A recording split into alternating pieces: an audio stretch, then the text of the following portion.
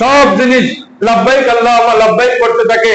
আল্লাহ রাব্বুল আলামিন যাদেরকে হজের তৌফিক দান করেছেন, যাদের কাছে টাকা পয়সা আছে, তাদেরকে হজ করার তৌফিক দান করুন, আমিন বলেন।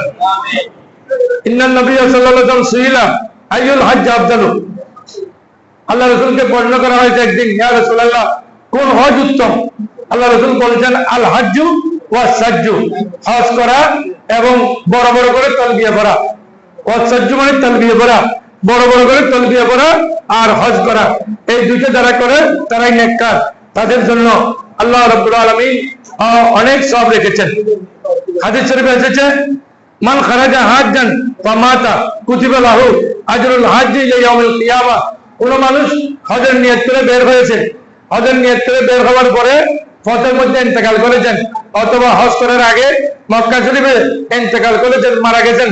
আমান খারাজা মুতামিরান, যারা উমরা করার জন্য নিয়ত করে বের হয়েছে এবং ইন্তেকাল করেছে, ফামাতা মারা গেছে, কাতাবা লাহু আজরুল মুতামিরি ইলা ইয়াউমিল কিয়ামাতে, তাক আল্লাহ রাব্বুল আলামিন তার জন্য হজ এবং উমরার সব তার আমলনামায় লিপিবদ্ধ করে দিবেন। বড় করে বলি সুবহানাল্লাহ।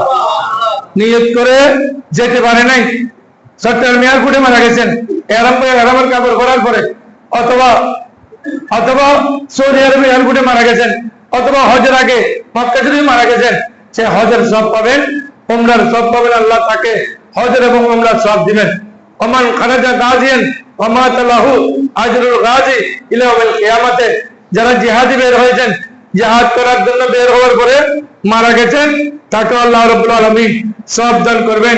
আল্লাহ রাব্বুল আলামিন আমাদেরকে হজ্জে বাইতুল্লাহ জিয়ারত মুস্তাফা জীবনে বারবার করে করার জন্য তৌফিক দান করুন।